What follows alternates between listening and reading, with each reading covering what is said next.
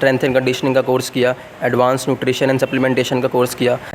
और जैसे हम लोग किसी भी फिटनेस कोच को देखते हैं तो सबसे पहले हमारे मन में आता है कि वो बहुत सारे क्लाइंट्स को ट्रेन कर रहा होगा। मुझे पता है आप 4 बजे जिम जाते हो, है ना, उस रास्ते में ट्रक भी आ सकता है। या तो आप ऑन फ्लोर उतर गए, आपने कोई नॉलेज गैदर नहीं करी, आपने कोई सर्टिफिकेशन नहीं किया, है ना, ब्लाइंडली क्लाइंट्स को ट्रेन करना शुरू कर। लोग प्रोडक्ट नहीं बाय करते कभी भी, लोग बेनिफिट्स बाय करते हैं उसके। इफ़ समवन कोई मुझे हायर कर रहा है तो वो मुझे नहीं हायर करता, वो साकेत के बेनिफिट्स हायर करता है, वो अच्छी हेल्थ हायर करता है, वो अच्छी जॉइंट हेल्थ हायर करता है, वो अच्छा लाइफस्टाइल हायर करता है। तो उनको कोई मतलब नहीं है कि आप कितने अच्छे हो, आपके बाइस वो गैम्बल नहीं कर सकता अपनी हेल्थ के साथ। हाँ। उसको कैसे पता चलेगा? या तो आपके पास बहुत सारे टेस्टिमोनियल्स हों, या तो आपके पास बहुत सारे पॉजिटिव फीडबैक्स हों, या तो आप ऑन फ्लोर आपके पास 3-4 साल का एक्सपीरियंस हो। आजकल मैं ये कहना चाह रहा हूँ कि आजकल जो काम डॉक्टरों को करना चाहिए वो फिटनेस इन्फ्लुएंसर्स कर रहे हैं।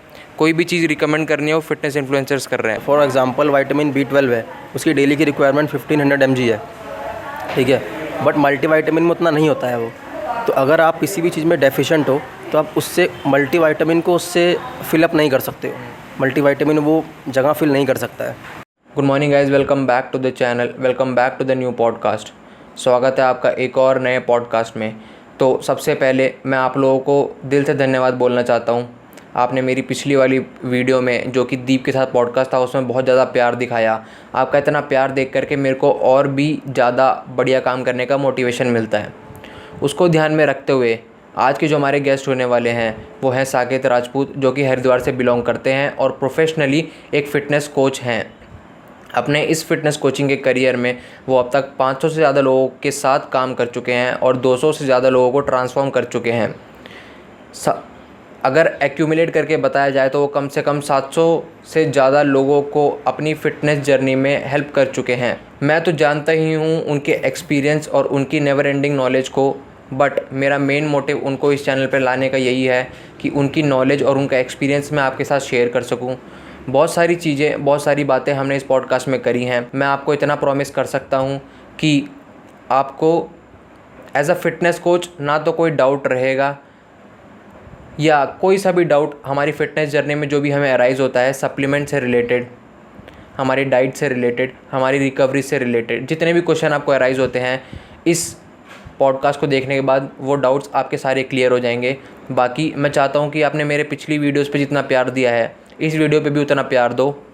जितना इनपुट मैं दे रहा हूँ उतना आउटपुट आप लोग मेरे को देते ही हो। बहुत ज़्यादा खुशी होती है और इन्जॉय करो इस पॉडकास्ट को। मैं डिस्क्रिप्शन में आपको अपना इंस्टाग्राम का लिंक और उनका इंस्टाग्राम का लिंक दे दूँगा, जाके चेकआउट करो। और आप में से अगर किसी को भी उनसे फ़िटनेस रिलेटेड कोई भी टिप या फिटनेस रिलेटेड अगर आपको कोचिंग चाहिए तो आप उनसे डायरेक्ट जा कर के बात कर सकते हो। तो इन्जॉय करो पॉडकास्ट को। और एंड में मैं बस इतना कहना चाहता हूँ कि फ़ीडबैक ज़रूर दे के जाना। अगर आपको अच्छा लगा तो बताना, हमको और आगे बढ़िया बढ़िया गेस्ट को बुलाने का मोटिवेशन मिलेगा।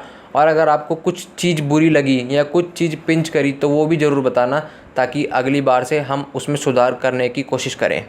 थैंक यू और इन्जॉय करो आप पॉडकास्ट को। और साकेत भैया क्या हाल है? बढ़िया बढ़िया भैया, आप बताओ। सब बढ़िया। तो जैसे मेरे को आपकी जर्नी तो पता ही है, तो एक बार ऑडियंस के लिए कि मैं ये जानना चाहता हूँ कि आपने अपनी फ़िटनेस की जर्नी कैसे चालू करी। आप मतलब बेसिकली आपने हमें बता रखा है कि आप पहले अनहेल्दी लाइफ फॉलो करते थे, तो आपका ट्रांजिशन जानना चाहता हूँ कि आप कैसे आपने स्विच किया इस हेल्दी लाइफस्टाइल में, और उसके बाद ये फ़िटनेस की कोचिंग में आपने कैसे मतलब आपका इन्वॉल्वमेंट हुआ। यार फर्स्ट तो मेरे एक नोन फ्रेंड थे काफ़ी अच्छे, निशांत, तो वो काफ़ी जिम फ्रीक थे, वो अच्छा जिम करा करते थे। तो मैं उनको देख के थोड़ा बहुत इंस्पायर हुआ करता था, बट उस टाइम में फाइनेंशियली भी इतना एबल नहीं था कि मैं बिल्कुल जिम जा पाऊँ, बहुत सारे सप्लीमेंट अफोर्ड कर पाऊँ। और ये भी नहीं था कि मैं, एक होता है कि मेंटली बंदा इतना वो नहीं होता, फिट नहीं होता। तो अभी मैंने फ़र्स्ट क्या करा, मैंने जिम जाना स्टार्ट किया, अपना लाइफस्टाइल ठीक करा। ओके, लाइफस्टाइल ठीक करने के बाद मैंने ये करा कि डाइट के बारे में और न्यूट्रिशन के बारे में या फिर ट्रेनिंग के बारे में पढ़ना अच्छे स्टार्ट किया। तो मेरा, जब मैंने ये स्टार्ट किया पढ़ना, तो मेरा इंटरेस्ट बिल्ड होने लग गया बहुत ज़्यादा। मैं पूरा दिन यही करता रहता था कि मैं वीडियोज़ ही देखता रहता था कि क्या खाना है, क्या नहीं खाना है, ठीक है, ट्रेनिंग कैसे होती है, ट्रेनिंग कैसे नहीं होती है, क्या चीज़ें करनी चाहिए, नहीं करनी चाहिए। तो मेरा इन चीज़ों में बहुत फोकस था। धीरे धीरे मेरा इंटरेस्ट बिल्ड होता गया इस चीज़ में, मुझे मज़ा आता गया, ठीक है। और उसके बाद जैसे मेरे को धीरे धीरे अपने जो आसपास के लोग थे मैंने उनको ट्रेन किया, कुछ लोगों को, मैंने स्टार्ट किया कुछ लोगों को ट्रेन करने से। देन उनको ट्रेन किया तो उनको भी अच्छा लगा ट्रेन होके, उन्होंने अपनी काफ़ी ट्रांसफॉर्मेशंस करी। देन मेरे को लगा कि हाँ यार, मेरे को इस इंडस्ट्री में आना चाहिए, ठीक है, मेरे को मज़ा भी आ रहा है, मेरे को ट्रेन करना कभी ऐसा नहीं लगता किसी को भी कि कोई लोड आ रहा है मेरे को, है ना। मैं किसी को ट्रेन करता हूँ तो मेरे को मज़ा आता है, मैं हमेशा, वो मेरे लिए फ़न टाइम है बिल्कुल। तो इसलिए मेरे को लगा कि यार मेरे को ये चीज़ करना चाहिए, लोगों को मैं हेल्प भी कर पाऊँगा, अपना पैशन भी फॉलो कर पाऊँगा, दैट्स इट। तो वही चीज़ है कि आप, चलो ये तो आपकी वो हो गई कि आपने फ़िटनेस में कैसे एंट्री ली। अब मैं ये जानना चाहता हूँ कि आपकी कुछ सर्टिफिकेशंस जो आपने करी, और कैसे आपने अपनी लाइफ को, एक तो हो गया फ़िटनेस में जो बंदा होता है, और एक दूसरा हो गया कि ट्रांजिशन आप फ़िटनेस कोचिंग में कैसे एंट्री हुए।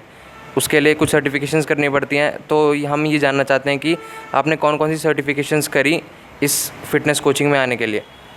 आदित्य, पहले मैंने international school of fitness excellence and management से एडवांस पर्सनल ट्रेनिंग का कोर्स किया, देन स्ट्रेंथ एंड कंडीशनिंग का कोर्स किया, एडवांस न्यूट्रिशन एंड सप्लीमेंटेशन का कोर्स किया, देन मैंने माईफाई से फिटनेस ट्रेनर का कोर्स किया, देन उसके बाद मैंने अभी एडीयू से और न्यूट्रिशन कोड से मैं ये ऑनलाइन कोचिंग का कोर्स कर रहा हूँ, ठीक है। एंड मेरा जो ट्रांजिशन ऐसे हुआ, टू बी वेरी ऑनेस्ट, मेरे एक बड़े भाई टाइप है शुभम, ठीक है, वो दिल्ली में थे, वो एज अ पर्सनल ट्रेनर वहाँ जॉब करते थे। तो वो, उनको देख के मुझे मोटिवेशन आया थोड़ा सा कि हाँ यार, अगर वो इतना अच्छा कर रहे हैं ना, तो मैं भी इस इंडस्ट्री में अच्छा कर सकता हूँ। तो मन तो मेरा पहले से था कि यार मैं ऐसा करूँ, बट आपको कॉन्फिडेंस नहीं आता, आपको एक कुछ लोग चाहिए होते हैं कि आपको देख के कॉन्फिडेंस आए। तो मेरे को शुभम को देख के काफ़ी कॉन्फिडेंस आया कि हाँ यार, मेरे को ये चीज़ करनी चाहिए, है ना, ये चीज़ करनी चाहिए। और ये चीज़ वो भी अच्छा कर रहे थे इस इंडस्ट्री में, तो मेरे को एक ट्रस्ट बिल्ड हुआ कि हाँ यार, ये चीज़ अच्छे वर्कआउट कर सकती है अगर मैं इसमें अपने एफर्ट डालूंगा, या फिर इसमें मैं अपनी जान लगाऊंगा, अपनी नॉलेज इंक्रीज़ करूंगा इस फील्ड में। तो मैंने वो किया, देन स्टार्टेड लर्निंग, पढ़ा बहुत सारा, देन एंड अप मैं कोच बन गया। तो आपकी स्टोरी तो बढ़िया है, और जैसे हम लोग किसी भी फ़िटनेस कोच को देखते हैं तो सबसे पहले हमारे मन में आता है कि वो बहुत सारे क्लाइंट्स को ट्रेन कर रहा होगा।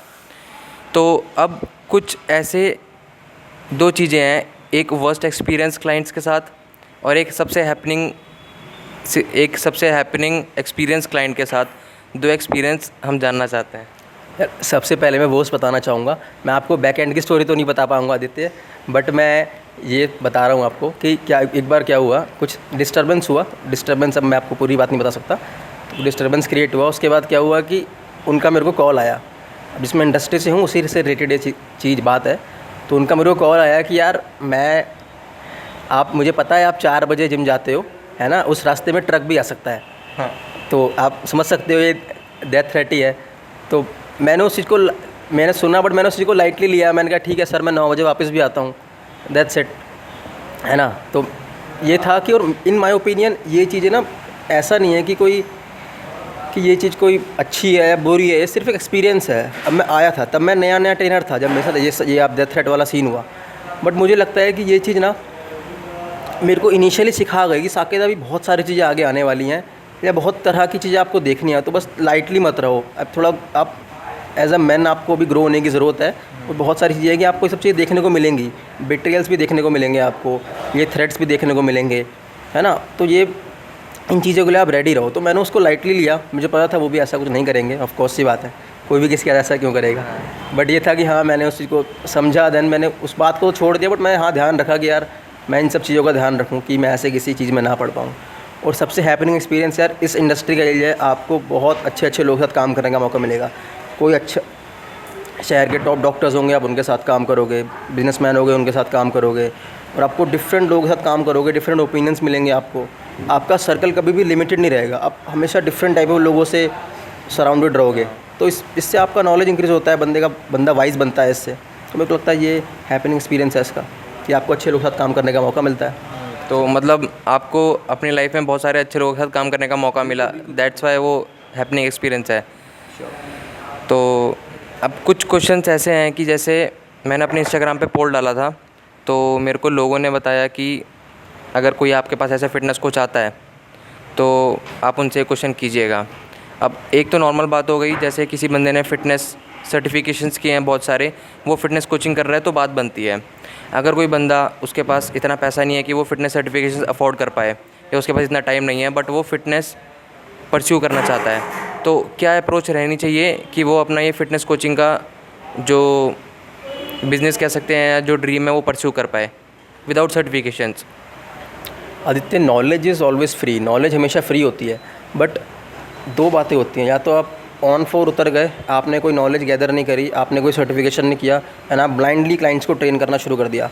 और सेकंड अप्रोच ये होती है, जो आपने क्वेश्चन करा उस बंदे को क्या करना चाहिए जिस पर सर्टिफिकेशन करने का अमाउंट नहीं है, उसको बहुत सारी PDFs होती हैं, ठीक है, या किसी ACE है, अमेरिकन काउंसिल ऑन एक्साइज है, उसका PDF आपको मिल जाएगा, पूरा मॉडल मिल जाएगा, उनका जो सर्टिफिकेशन है उसका आपको एक पूरा का पूरा एक PDF मिल जाएगा, तो आप उसको रीड कर सकते हो। इनिशियली मैंने भी ऐसे ही करा था, मैंने वो पूरा PDF काफ़ी चैप्टर्स का पढ़ा हुआ है, तो आपको वो PDF रीड कर सकते हो। देन जब आप क्लाइंट्स को ट्रेन करने जाओ, आप उनसे क्वेश्चन आंसर करते हो क्लाइंट से। जैसे हम जनरली क्या करते हैं, जो हर ट्रेनर को करना चाहिए, कि कभी भी कोई क्लाइंट हमेशा नया आया तो आपको क्या करना है, उसकी मेडिकल हिस्ट्री पूछनी है। सबसे पहले मेडिकल हिस्ट्री पूछनी चाहिए, उसकी ट्रेनिंग हिस्ट्री पूछनी चाहिए कि क्या मेडिकल हिस्ट्री है, क्या ट्रेनिंग हिस्ट्री है, या फिर उसका अभी ऑनगोइंग कोई जॉइंट इशू तो नहीं है, कोई जॉइंट हेल्थ इशू तो नहीं है। उससे क्या होगा, आप जब उनके लिए प्लान क्रिएट करोगे तो आप उन चीज़ों का ध्यान रखोगे, हाँ यार इनको डायबिटीज़ है तो मुझे ज़्यादा हाई ग्लाइसेमिक इंडेक्स वाले फूड नहीं रखने हैं, ठीक है, इस बात का ध्यान रखोगे। और फॉर एग्जांपल अभी किसी को स्लिप डिस्क है, तो आपको पता है कि यार उनको स्लिप डिस्क है, तो आप उनको ज़्यादा फॉरवर्ड बेंडिंग वाली एक्सरसाइज नहीं रिकमेंड करोगे, या फिर करोगे तो बाय द टाइम करोगे। अभी सबसे पहले आप उन्हें उनका कोर स्ट्रेंथन करवाओगे, जो डिस्क हुआ है उसका रिहैब एक्सरसाइज कराओगे, ठीक है। तो उसका अप्रोच ऐसा होना चाहिए बस, और वो हमेशा अपने एंड से पढ़ता रहे कभी भी। और इस इंडस्ट्री में सबसे बड़ी बात यह है कि आपका पढ़ना कभी ख़त्म नहीं हो सकता। अगर आपको लगता है कि सर्टिफिकेशन करा और दैट्स इट, ऐसा बिल्कुल भी नहीं है, आपको पढ़ते रहना पड़ेगा। आपको हर दिन नई चीज़ दिखेगी, हर दिन आपको एक नया क्यों मिलेगा यार इस बारे में। और बहुत चीज़ें ऐसी भी होती हैं आपको हमेशा पता होती हैं, नहीं पता होती हैं, बस आप बस पढ़ते रहो, अपने एंड से स्टडीज़ पढ़ते रहो। पबमेड एक बहुत अच्छी वो है, आप पबमेड पे जाके स्टडीज़ पढ़ सकते हो। कोई भी आपका डाउट है उसके रिगार्डिंग आप कोई चीज़ डाल दो तो आपको वहाँ पे स्टडी मिल जाएगी। तो बट आपने जो बताया वो तो मैं समझ गया, बट अगर आजकल क्लाइंट्स ऐसे हैं कि वो सर्टिफिकेशंस देखते हैं, अगर कोई मान लो कोई बहुत बढ़िया बंदा है, उसने खुद को ट्रांसफॉर्म किया है, बहुत लोगों को ट्रांसफॉर्म किया है, बट उस पर सर्टिफिकेशंस नहीं है, तो वो कैसे प्रूव कर सकता है कि वो वर्थ है कि उसको कोई ख़रीदे और उसे ट्रेनिंग ले? बहुत बढ़िया बंदा से मतलब आपका क्या हुआ, अगर वो एक कोच है तो ऑफ कोर्स उनके पास सर्टिफिकेशन होना ही चाहिए, है ना, बिकॉज ये एक नेसेसिटी है। और अगर आप बता रहे हो कि उन्होंने खुद की भी ट्रांसफॉर्मेशन करी है, उन्होंने खुद भी अपना वो करा है, तो वो उनके लिए अच्छा है। वो क्लाइंट्स को तो वो क्या वैल्यू उन्हें दे सकते हैं वो है। और बेसिकली लोग प्रोडक्ट नहीं बाय करते, कभी भी लोग बेनिफिट्स बाय करते हैं उसके। इफ़ समवन कोई मुझे हायर कर रहा है तो वो मुझे नहीं हायर करता, वो साकेत के बेनिफिट्स हायर करता है, वो अच्छी हेल्थ हायर करता है, वो अच्छी जॉइंट हेल्थ हायर करता है, वो अच्छा लाइफस्टाइल हायर करता है। तो उनको कोई मतलब नहीं है कि आप कितने अच्छे हो, आपके बाइसेप कितने अच्छे हैं। वो एक दिन की बात है, सर बहुत अच्छे लग रहे हो, आपके बाइसेप्स बहुत बड़े हैं, बट उसके बाद आप उनको क्या बेनिफिट्स दे पा रहे हो, आपको प्रॉपर नॉलेज है या नहीं है। और एक क्लाइंट हेजिटेट क्यों करता है एक बिना सर्टिफिकेशन, क्लाइंट हेजिटेट क्यों करता है बिना सर्टिफिकेशन वाले कोच पे ट्रस्ट करने से पहले, बिकॉज वो गैम्बल नहीं कर सकता अपनी हेल्थ के साथ। हाँ, उसको कैसे पता चलेगा, या तो आपके पास बहुत सारे टेस्टिमोनियल्स हों, या तो आपके पास बहुत सारे पॉजिटिव फीडबैक्स हों, या तो आप ऑन फ्लोर आपके पास 3-4 साल का एक्सपीरियंस हो, इन सब में से कोई एक चीज़ हो। अगर आपके पास कोई एक्सपीरियंस भी नहीं है, आपके पास कोई सर्टिफिकेशन भी नहीं है, ऐसा कुछ भी नहीं है, तो आप ऐसा नहीं हो सकता कि आप जस्ट कहोगे हाँ यार हमें कोई ट्रस्ट करे। नहीं, आपको सर्टिफिकेशन करना चाहिए, दैट्स इट। तो जैसे ये तो आपने बात कर दी, अब मैं पूछना चाह रहा हूँ कि जैसे आजकल मैं भी हूँ, हम लोग बहुत सारे लोग फ़िटनेस इन्फ्लुएंसर अपने बायो में लिख देते हैं, और जो कि लोग हैं भी, बट आजकल क्या हो रहा है कि ब्रांड्स फ़िटनेस इन्फ्लुएंसर को अप्रोच करते हैं और अपने प्रोडक्ट्स बेचने के लिए उनको क्या बोलते हैं, स्पॉन्सर करते हैं। बट आजकल मैं ये कहना चाह रहा हूँ कि आजकल जो काम डॉक्टरों को करना चाहिए वो फ़िटनेस इन्फ्लुएंसर्स कर रहे हैं। कोई भी चीज़ रिकमेंड करनी है वो फ़िटनेस इन्फ्लुएंसर्स कर रहे हैं। किसी भी चीज़ को आपको चाहिए, अगर आपका जो भी बॉडी टाइप है या जो भी आप ट्रेनिंग कर रहे हो या जो भी आपका वर्क रूटीन है, उसके हिसाब से उसकी रिपोर्ट्स वगैरह सब कुछ देख करके डॉक्टर को रिकमेंड करना चाहिए क्या लेना चाहिए क्या नहीं लेना चाहिए। बट सब कुछ रिकमेंड जो कर रहे हैं वो हमारे फ़िटनेस इन्फ्लुएंसर्स कर रहे हैं। तो क्या ये चीज़ आपके हिसाब से इन्फ्लुएंसर्स को ही रिकमेंड करनी चाहिए या डॉक्टर्स को रिकमेंड करनी चाहिए, या जो भी आपका टेक है वो जानना चाहते हैं हम? मेरा ये ओपिनियन है कि सबसे पहले तो आपने देखा होगा आजकल हर कोई ये होता है कि यार आपको कोई आप जिम जाते हो मल्टीविटामिन लेना शुरू कर दो, अच्छा, आप जिम करते हो, आप मल्टीविटामिन लेना शुरू, आपको जॉइंट पेन हो रहा है, मल्टीविटामिन लेना शुरू कर दो। ये बहुत ही एक अच्छी अप्रोच नहीं है। मल्टीविटामिन सबसे पहले तो उसमें दोनों तरह के विटामिन्स हैं, फैट सॉल्युबल भी हैं, वाटर सॉल्युबल भी हैं, तो वो दोनों आपस में कॉन्ट्राडिक्ट कर सकते हैं सबसे पहले तो। And then second thing is कि हमारी बॉडी की एक डेली की रिक्वायरमेंट होती है। फॉर एग्जांपल विटामिन B12 है, उसकी डेली की रिक्वायरमेंट 1500 mg है, ठीक है, बट मल्टीविटामिन में उतना नहीं होता है वो। तो अगर आप किसी भी चीज़ में डेफिशिएंट हो तो आप उससे मल्टीविटामिन को उससे फिलअप नहीं कर सकते हो। मल्टीविटामिन वो जगह फिल नहीं कर सकता है। और सेकंड इसमें यही है कि एक सही तरीका क्या है किसी भी विटामिन और मिनरल्स की डेफिशिएंसी को अप्रोच करने का तरीका सही यही है कि आप सबसे पहले क्या करो, आप अपना एक ब्लड रिपोर्ट कराओ and go to the doctor. आप डॉक्टर को दिखाओ, वो आपको बता देगा कि आपको ये सप्लीमेंट करना है, इतना इतना डोसेज में करना है। फॉर एग्जांपल जैसे कोई भी विटामिन डी डेफिशिएंट हमारे इंडिया में 80% लोग हैं, ठीक है, तो आप उसको सप्लीमेंट करने जाओगे, बट आप कितना डेफिशिएंट हो वो आपको डॉक्टर बताएगा कि आप इतना डेफिशिएंट हो तो आप इतने टाइम तक 60,000 IU का डोजेज लगाओ, ठीक है। उसके बाद देन उसे अपने सस्टेनेबल लेवल पे जब आ जाएगा वो, तब उसे सस्टेन करो, दैट्स इट। तो ये आपने बताया कि मल्टीविटामिन कैसे अप्रोच करना चाहिए। बाकी मल्टीविटामिन भी नहीं आदित्य, हर कोई भी विटामिन हो उसको ऐसे ही अप्रोच करना चाहिए। और अब एग्जांपल ये मान लो आप, अब सबको लगता है कि यार विटामिन डी इज़ इंपॉर्टेंट है भी, बट 80% इंडियन उसमें डेफिशिएंट है भी, बट मे बी मैं नहीं हूँ और मैं उसको 60,000 यूनिट्स कंज्यूम करने लगूँ किसी की बात सुन के, इवन दो मैं नहीं हूँ, मैं फिर भी कंज्यूम कर रहा हूँ, तो उससे क्या होगा, टॉक्सिसिटी होगी बॉडी में, उसके बहुत सारे साइड इफेक्ट्स भी हो सकते हैं। तो बेस्ट चीज़ ये है कि आप यार जाओ, एक अच्छा ब्लड रिपोर्ट कराओ, फुल बॉडी ब्लड रिपोर्ट कराओ, उसमें पता लग जाएगा आपको कहाँ डेफिशिएंट हो, क्या चीज़ आपकी सही है, दैट्स इट। तो जो चीज़ आपने प्रॉपर बताया मैं उसको थोड़ा सा ब्रीफ कर देता हूँ।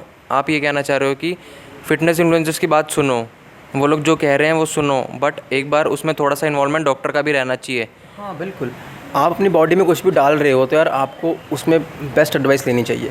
आप प्रोटीन पाउडर रिकमेंड कर सकते हो, ठीक है, आप नॉर्मल कोई सप्लीमेंट्स है वो रिकमेंड कर सकते हो, बट जहाँ पे विटामिन्स की बात आती है या फिर किसी मेडिकेशन की बात आती है, स्पेशली कोई मेडिकेशन हो गई या कोई विटामिन्स हो गए, तो आपको ऑफ कोर्स अपना ब्लड रिपोर्ट करा के डॉक्टर को दिखा के ही उसे कंज्यूम करना चाहिए। और जहाँ तक मेरा मानना है कि हम लोग जो भी प्रोटीन पाउडर कंज्यूम करते हैं उसके पीछे जो उसके इंग्रेडिएंट्स वगैरह, इंग्रेडिएंट्स तो नहीं, जो स्केल रहता है कि इतना इतना सामान इसमें अवेलेबल है, मेरे ख्याल से वो भी डॉक्टर को दिखाना चाहिए कि क्या ये हमारी बॉडी के लिए रिकमेंडेड है या नहीं, या अपने पर्सनल डॉक्टर्स को, या रिपोर्ट कराने के बाद। आप प्रोटीन की बात कर रहे हो या फिर आप नॉर्मल किसी, आप प्रोटीन, नहीं, इन माई ओपिनियन ज़रूरत नहीं है। सी प्रोटीन में क्या है, प्रोटीन में जो अमीनो एसिड्स है ना वो बॉडी को नीडेड है ही, ठीक है। और प्रोटीन का ये सीन है कि इससे इतने अमीनो एसिड है, अगर किसको एक अमीनो एसिड ज़्यादा भी होगा तो उसमें इतना इशू नहीं होगा, बिल्कुल स्पाइकिंग ना हो, जैसे कुछ ब्रांड्स करते हैं। वो क्या करते हैं, L-आर्जिनिन सप्लीमेंट एक चीप सप्लीमेंट है या एक चीप अमीनो एसिड है, तो क्या करते हैं उसकी स्पाइकिंग बढ़ा देते हैं प्रोटीन में, ठीक है।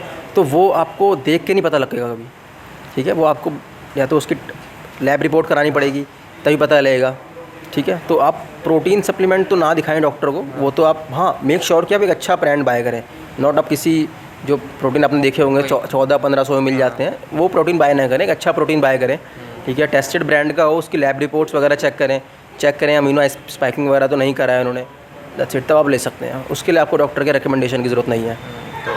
ये सारी बातें सुनने में तो अच्छा लगा। अब हम डायरेक्ट आते हैं जो कि मेरा फेवरेट टॉपिक है, बिगनर। अब क्योंकि आप एक कोच हो, आप बहुत सारे क्लाइंट्स को ट्रेन करते हो, सबसे मेन चीज़ जब भी कोई बंदा जिम में एंटर करता है उसको सबसे पहले इंजरी जो होती है वो शोल्डर इंजरी होती है। मैं आपसे ये जानना चाहता हूँ कि शोल्डर इंजरी, अब कोई बंदा जिम आता है, वो उसकी नसीब में तो लिखा नहीं रहता कि शोल्डर इंजरी होगी, तो वो क्या मिस्टेक्स हैं जो वो करते हैं जिससे शोल्डर इंजरी उनको होती है।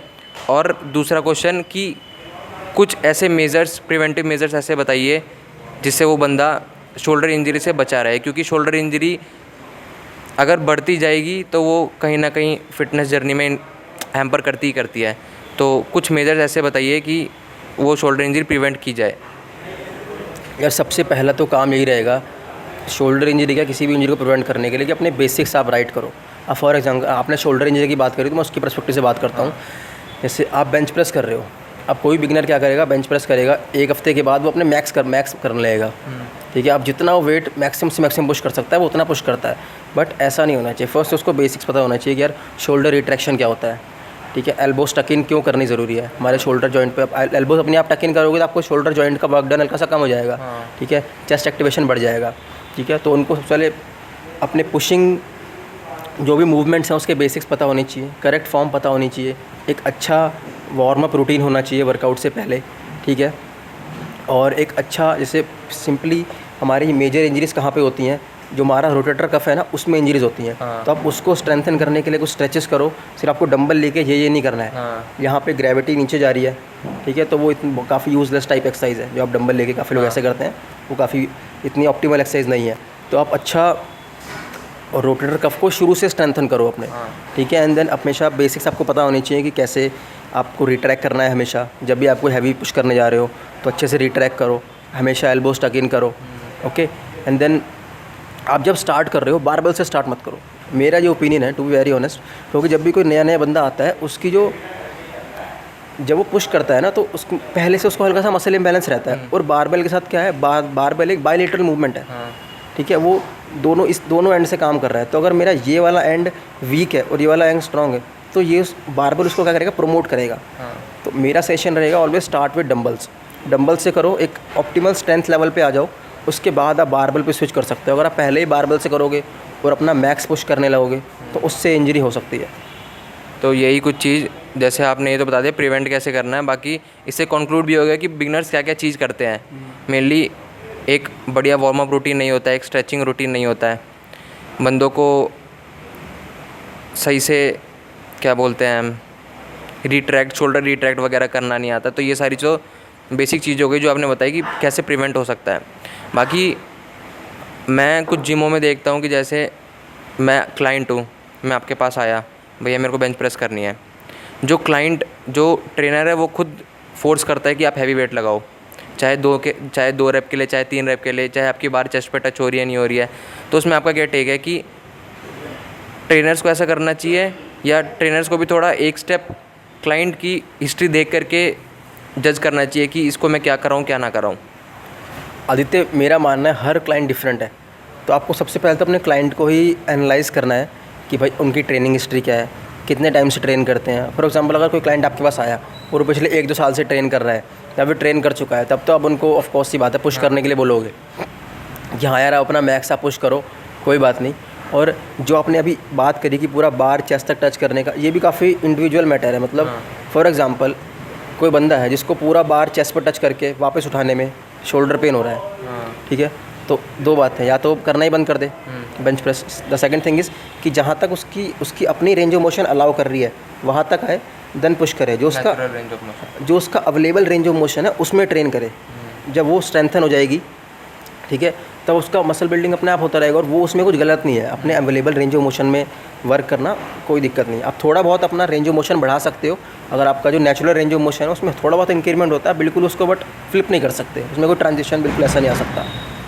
तो बेसिकली ट्रेनर्स को थोड़ा देखना चाहिए कि किस हिसाब से करता है, क्योंकि मैंने अपने सामने भी देखा है लोगों को कि कोई सर पैर नहीं होता ट्रेनिंग का, वो किसी भी बिगनर को लेटाते हैं और बार पे वेट लोड किया और बस चलते रहो। तो वो एक मेरे को थोड़ा ड्रॉबैक लगता है कि कहीं ना कहीं ट्रेनर्स को भी थोड़ा समझना चाहिए, हिस्ट्री देखो उस बंदे को। अब मैंने बहुत सारे ट्रेनर्स ऐसे देखे हैं कि जो वार्म अप और स्ट्रेचिंग रिकमेंड ही नहीं करते। उन लोगों को अगर कोई वो वीडियो देख रहा है तो उनको क्या कहना चाहोगे आप? सी कहना ये चाहूँगा यही मैंने बोला कि यहीं पे ना एजुकेशन वाला पार्ट मैटर में आता है कि भाई अगर आपको पूरे उसके बेनिफिट्स क्या हैं, वार्म अप के और स्ट्रेचिंग के जो बेनिफिट्स हैं अगर आपको पता होंगे तो आप वो कराओगे। अगर आपने उस चीज़ में गए ही नहीं, और एक यहाँ पे सबसे बड़ी बात आती है कि कुछ ट्रेनर्स में ना अपना ईगो होता है, यार मेरे को सब पता है, मैं जो कर रहा हूँ वो राइट है। अगर 2 ट्रेनर खड़े हैं तो हमेशा वो सोचेगा यार मेरे को सब पता है, मैं सब जानता हूँ, वो कभी सीखना नहीं चाहेगा। तो ऐसे ना